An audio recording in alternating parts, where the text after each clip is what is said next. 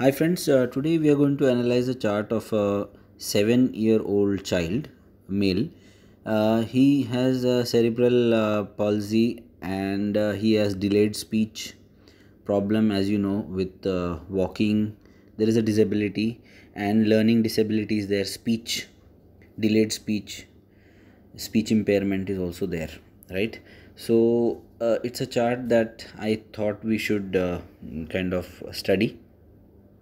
It's a nice chart. Now I have not given any degrees, or I have not included any varga charts, this for the simple reason that without varga charts I feel, if I know that there's a problem with this child, why can't we think of analyzing it just from the Lagna chart, exactly like how the traditional astrologers or the village astrologers do?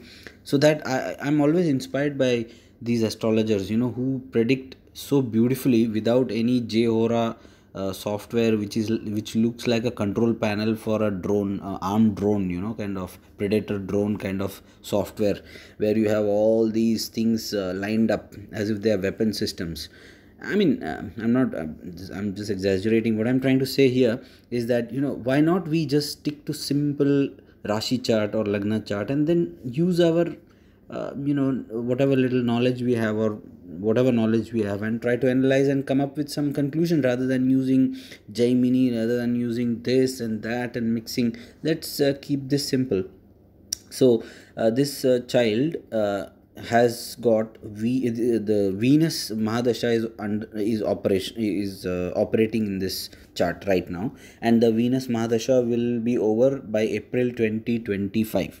So basically he is undergoing the Venus Mahadasha. So let's first look at what role the Venus Mahadasha, I mean the Lord of the Mahadasha, Venus, is playing. If you look at this chart, one second. If you look at this chart, um, this one, the second lord and the seventh lord. See, I'm so used to South Indian charts, so sometimes I get little confused, because in North Indian charts you go anti-clockwise, in South Indian chart you go clockwise, right? So it's a big confusing point for me. Anyways, the second and seventh lord, so it owns the second and seventh. So the Venus is the second and seventh lord, therefore it is a maraka. It's a marak, right? So that's the first point. Second point, I think, is also to be noted here, is that the Venus which is posited in fourth house, this marak Venus which is posited in fourth house, has a drishti from Ketu, the fifth drishti from Ketu. Okay, now this Venus which is in the fourth house is conjunct with 12th lord Jupiter. So, all in all, we have Shukra Mahadasha. Shukra is a Marak because it is the owner of second and seventh. Shukra is in fourth with Shatru Jupiter, enemy Jupiter, who is also the 12th Lord. Okay. Now, fourth house is the house for Sukhasthan. So, that is disturbed. Okay. So, that is disturbed. I'm not taking into account the Lagnesh right now. Let's focus on what we have here for the time being, because we know already the problem in this chart, right? So I have said firstly about the Mahadasha Lord, which is Venus, and we have come close to explaining why there is a problem in the Venus Mahadasha. Now let us look at the sixth house and the eighth house. The sixth house has Rahu, which is a malefic, Saturn, and Saturn is Vakri, by the way. Okay, so Saturn also is in the eighth house. Again, both these are problem creators as far as health is concerned. So that is clear, and it is Vakri here, retrograde actually. Saturn is retro. So Rahu is in the sixth, and Saturn is in the eighth. Again, potent combination for any disease.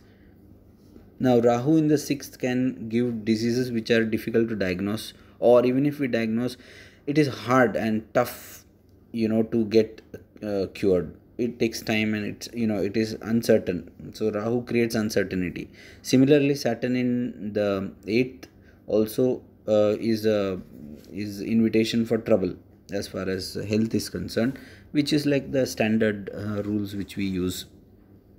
The other important thing now, because I explained to you that we are looking at speech, we are looking at development, overall development of the child, early education. The child is falling back on early education. Okay. Also basically habits, basically habits and attitude and everything. All these things are seen from second house. The second house has Mercury is the third and the sixth lord, so therefore it is a functional malefic. Number one, Mercury is alone in the second house. When Mercury is alone, it's little risky. But anyways, Mercury also here will give him later on. This child is going to be very intelligent later. Will become very intelligent or shine later. But as of now, we are looking at these cerebral palsy and delayed speech and learning disability, etc. Mercury is the karaka for speech. Mercury is the karaka for nerves also.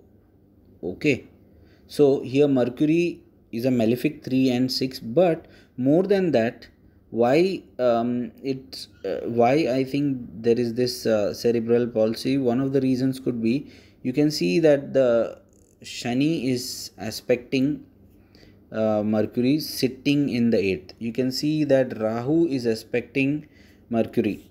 Therefore, Mercury being the karaka for speech, early learning, and these things, and it is the karaka for nerves. Cerebral palsy, we can link it to some nerves. Therefore, there is a possibility of trouble here because of this. And other important thing is, Mercury is in the second house, which is owned by the Mahadasha Lord Venus, whose Mahadasha is operational, right, or active. So all in all, we can clearly see trouble here. All right. So in Nadi or in normal astrology, we need to look at karaka, for the problem. So the karaka here is Mercury, and I'm going to make karaka as the Lagna now. From here, you can see the second house. The second house has got natural malefics. From the second house, from the karaka Lagna, two malefics are posited. Again, trouble for the speech, etc., etc. Same, we can repeat from here the same and here the same. Okay, from here both of them are similar. Again, if you look at the fifth house is for mental poise, stable mind, attitude, behavioral issues.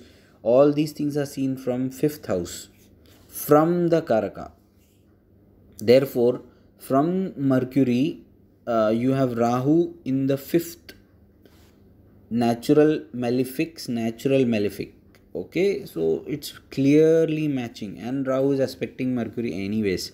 If you look at Shani, Vakri Shani, it is again aspecting the karaka. So overall problem with what I have mentioned before. Right now, let us slowly move into the other part where one more thing I feel we need to explain here is that this is Karkataka Rashi, this is Vrishchika, Scorpio, and this is the Pisces, which is Meena.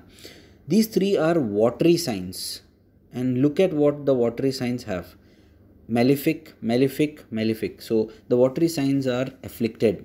Whenever watery signs are afflicted, you can see that there will be a problem with the mind, or there will be a problem with getting ailments or diseases quickly, susceptible to diseases, right? So whenever the watery signs are afflicted, so this is something which one can see. Now the good point is, the third house is quite powerful, although it has got it has got Sun and it has got Mars, but it is a Raja Yoga. So there will be good things as well in this chart later on. But I think if you use the Nadi system, the Sun and Mars means that the Sun is for father and Mars trouble. So either the father will face trouble or father will be the trouble itself. Okay, and the ninth lord is Jupiter, who is in fourth. He is aspected by Ketu, right?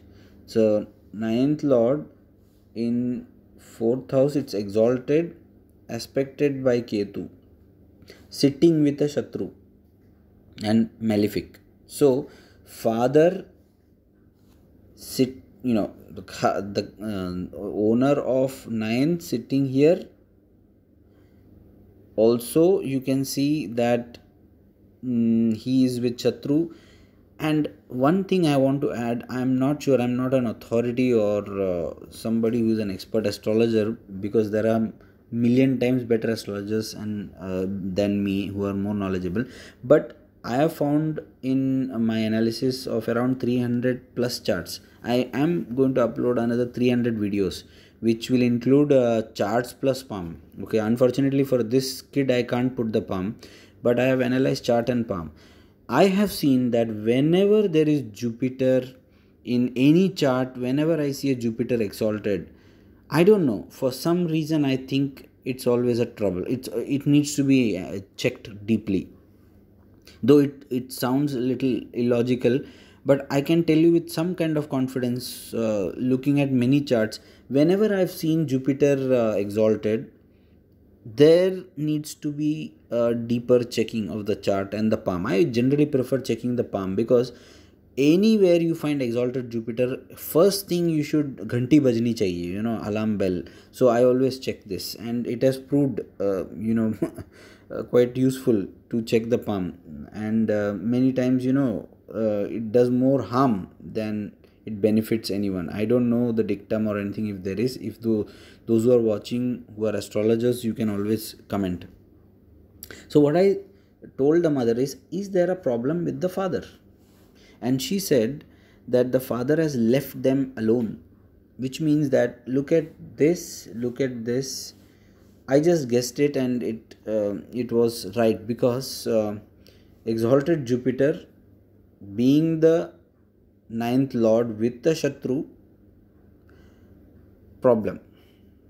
Now the dispositor of 4, that is Karkataka, is Chandra, which is in Leo or Simha. He is aspected by Saturn. Therefore, the mother will have trouble. Also, the fourth house is, fourth house is afflicted. Therefore, the mother is going to face problem. The Karaka for mother also is having problem. So, overall, the chart itself shows problem. But then, using Nadi and also dasha, we can say that the child will improve after 2025. And that's what I saw. I would request those who are watching this video and those who are expert astrologers, please comment if you feel that there is something more you can add. Kindly add, so that the people who are watching the video can learn from you, because I am not very experienced. I have just little experience. Whatever I am sharing with you. So it makes sense that if we share knowledge with each other, we learn better. So subscribe to my channel if possible, so that my videos will keep coming on both astro palmistry and astrology also. Sometimes I have to mix. Do subscribe to my channel. I would really appreciate that. And maybe if we can learn together, that will be something amazing. Thank you so much.